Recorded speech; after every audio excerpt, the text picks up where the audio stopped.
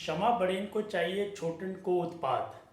यह कहावत वहाँ कारगर होती है अगर जो गलती करने वाला है नादान है, छोटा है। लेकिन अगर बड़ा गलती करे तो क्या हो, तो क्या फिर भी क्या वो क्षमा योग्य होता है?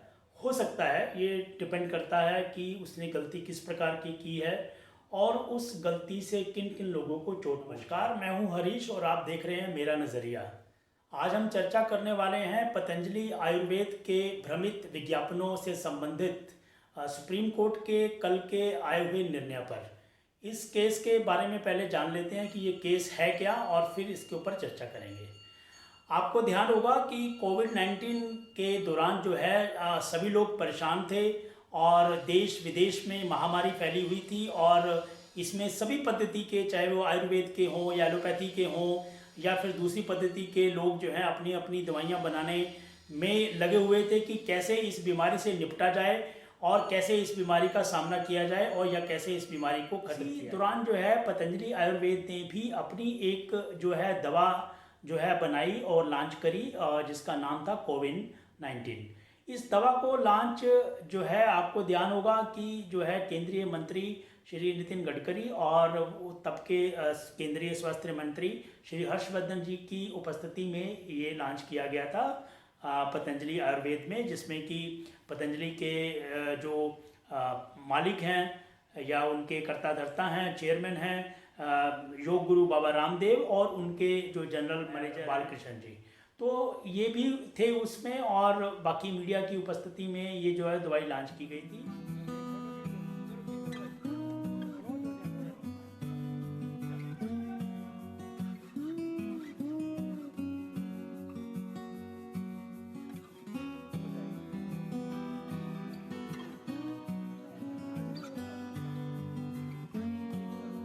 और इस दवाई को लॉन्च करते हुए यह बताया गया था कि ये जो दवा है वो 100% जो है इसको सामना कर सकती है इस बीमारी का।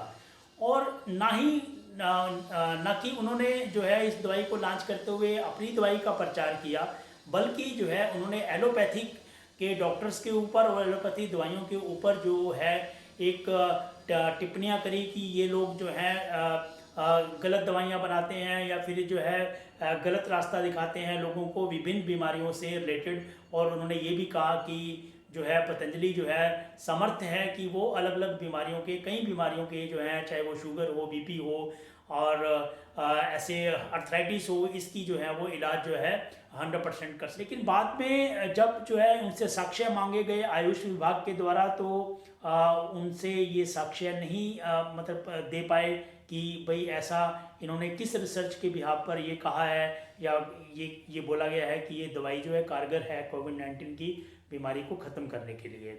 इस दवाई को लॉन्च करते वक्त और उसके बाद भी रामदेव जी ने और बालकृष्ण जी ने एक प्रेस कॉन्फ्रेंस करके और जो है अखबारों में बड़े बड़े विज्ञापन दे करके जो है एलोपैथी की जो दवाइयाँ हैं उनके ऊपर भी जो है प्रहार किया था, उनके डॉक्टर्स पर प्रहार किया था कि ये लोग जो हैं यानी कि एलोपैथी के जो डॉक्टर्स हैं ये लोगों को भ्रमित करते हैं, बहुत ज़्यादा पैसा अपना बनाते हैं और अपनी दवाइयाँ बेच करके, जबकि इनकी दवाइयाँ जो है वो किसी भी बीमारी को जड़ से ख़त्म करने के लिए ठीक नहीं है। जैसे कि शुगर है या फिर हाई ब्लड प्रेशर है या फिर अर्थराइटिस है, इस तरह की बीमारियों को ख़त्म करने के लिए जो है एलोपैथी में कोई दवाई नहीं है। और इन्होंने ये क्लेम किया था बाबा रामदेव जी ने कि इनके पास जो है इन सब बीमारियों का बिल्कुल 100% सटीक जो है बीमारी का हल है, दवाई है उनकी। एलोपैथी एक ऐसी स्टूपिड और दिवालिया साइंस है, लाखों लोगों की मौत का कारण एलोपैथी है। और मैंने ठान रखा जैसे हमने एमएनसी का शीर्षासन कराया है, एलोपैथी को भी धरती में इतना गहरा गाड़ेंगे कि बहुत दिनों तक इसको सांस ना आए। इनके पास में कोई दवाई नहीं है, न सर्दी की, न जुकाम की, न बुखार की। कोरोना बीत गया, अब तक दवा नहीं बना पाए, उसकी भी पहली दवाई हमने बनाई। तो ये देखा जाए इस प्रचार को जो है सुप्रीम कोर्ट ने जो भ्रमित माना, क्योंकि जो है इंडियन मेडिकल एसोसिएशन ने जो है इनके ऊपर केस किया था कि ये लोग भ्रमित कर रहे हैं, यानी कि पतंजलि वाले लोग जो हैं बाबा रामदेव जी है अपने विज्ञापनों द्वारा जो है एलोपैथी की दवाइयों को जो है बुरा मानते हुए और अपना एक भ्रमित जो है प्रचार कर रहे हैं। तो सुप्रीम कोर्ट ने जो है एक पहले निर्णय दिया था कि और इनको जो है चेतावनी दी थी कि आप अपने सारे विज्ञापन जो है इस तरह के हैं वो आप मार्केट से उठा लें और इस तरह से कोई भी आप विज्ञापन ना दें जो कि भ्रमित हो, क्योंकि यह जो है लोगों की सुरक्षा स्वास्थ्य से जुड़ा हुआ है और लोगों की जीवन से जुड़ा हुआ है। अब बाबा रामदेव जी ने सुप्रीम कोर्ट के निर्णय को ना मानते हुए निर्णय के बाद उन्होंने एक और प्रेस कॉन्फ्रेंस करी। इन्होंने फिर से जो है ये एलोपैथी डॉक्टर्स और दवाइयों के ऊपर जो है प्रहार करते हुए बताया कि वो जो लोग जो हैं जो है उनकी दवाइयाँ ठीक नहीं हैं, उनके डॉक्टर्स ठीक नहीं हैं, उनका इलाज ठीक नहीं है, जबकि जो है इनका जो अपना इलाज है यानी कि पतंजलि वालों का ये बहुत एक कारगर इलाज है। तो इस पर जो है इंडियन मेडिकल एसोसिएशन ने फिर से सुप्रीम कोर्ट का रुख किया, जिसकी सुनवाई जो है कल थी 2 अप्रैल को। और इस 2 अप्रैल में इन बाबा रामदेव जी और बालकृष्ण जी को समय यानी कि पर्सनल जो है अपीयरेंस के लिए बोला गया था और ये लोग वहाँ पर गए भी थे। और इनकी प्रेजेंस में जो है इनको जो है सुप्रीम कोर्ट के जजेस ने बहुत ही जो है एक डांट फटकार कह सकते हैं लगाई और इनको बोला कि आपने जो है एक तरफ तो है झूठे विज्ञापन जो दिए उनको हटाया नहीं और दूसरी तरफ हमारे निर्णय को ना मानते हुए आपने जो है कोर्ट की जो है अवमानना भी करी है। हमने दवाई के अंदर तो ये हमने कहा ही नहीं कि ये हम कोरोना को जो है कंट्रोल करते हैं, क्योर करते हैं। ये एक सुनियोजित भ्रम और षड्यंत्र की बू आती है जिस तरह का वातावरण तैयार करने का प्रयास किया गया। वस्तुतः पतंजलि ने कभी भी जो औषधियाँ बनाई है, कोरोनिल है, स्वासारी बटी है, अणु तेल है और जो कोरोनिल के अंदर में गिलोय, तुलसी और अश्वगंधा का एक्सट्रैक्ट का सम्मिश्रण है, इंग्रेडिएंट भी क्लियर है और उसके अंदर क्लेम भी क्लियर है, लाइसेंस भी क्लियर है। तो आपके ऊपर जो है स्ट्रॉन्ग कार्रवाई क्यों नहीं होनी चाहिए? तो इस पर जो है बालकृष्ण जी और रामदेव जी ने उनसे जो है माफ़ी मांगी कि जी हमसे गलती हुई है, ऐसा हम आगे से नहीं होगा। तो सुप्रीम कोर्ट ने इनके माफ़ीनामा को जो है वो स्वीकार नहीं किया। उन्होंने बोला कि नहीं, आप बार बार गलतियां कर रहे हैं और आपकी माफ़ी जो है वो स्वीकार योग्य नहीं है, तो आपके ऊपर जो है जालसाजी का केस होना चाहिए, मुकदमा चलना चाहिए। तो इस पर जो है अब अगली सुनवाई 10 अप्रैल को होगी। जब यह निर्णय आया था जो पहले कोविड के दौरान, तो यह आयुष मंत्रालय है केंद्र सरकार का, उनको भी बोला गया था कि आप जो है ऐसे विज्ञापन जो है हटवाएं या इस तरह के जो है पतंजलि के द्वारा दिए गए हैं। जो केंद्र सरकार की तरफ से वकील आए थे उनसे पूछा कि आपने सख्त कार्रवाई क्यों नहीं की, तो उन्होंने कहा कि हम लोगों ने वार्निंग दी थी। तो इस पर जजेस ने कहा कि आपने केवल वार्निंग दी थी, वार्निंग से काम नहीं चलेगा, आपको सख्त कार्रवाई करनी चाहिए थी। आपको मालूम होगा कि इनका पतंजलि का एक बहुत बड़ा एम्पायर, बहुत बड़ी कंपनी है जो कि चल रही है उत्तरांचल में हरिद्वार के पास, और यानी कि उत्तरांचल सरकार को भी इसमें भागीदार बनाया गया है और उनको भी हल्फनामा देने के लिए कहा गया है। तो यानी कि केंद्र सरकार, उत्तराखंड सरकार और पतंजलि आयुर्वेद तीनों को जो है 10 अप्रैल को हल्फनामा देना है और फिर से जो है बालकृष्ण जी और बाबा रामदेव जी को पर्सनल अपीयर होना पड़ेगा 10 अप्रैल को। तल्ख टिप्पणी करते हुए सुप्रीम कोर्ट ने यह भी कहा बाबा रामदेव जी को कि आप एक अच्छे योग गुरु हैं, आप एक अच्छी योगा करते हैं, लोगों को योगा सिखाते हैं, तो वो आपका एक जो मेन काम है। अब दवाइयाँ बनाना या फिर उस तरीके से आपका करना, या ये आपका काम नहीं है। यानी कि एक ये हिंट था कि आप एक योग गुरु होकर के आप एक व्यापारी बन गए, तो ये ठीक नहीं है।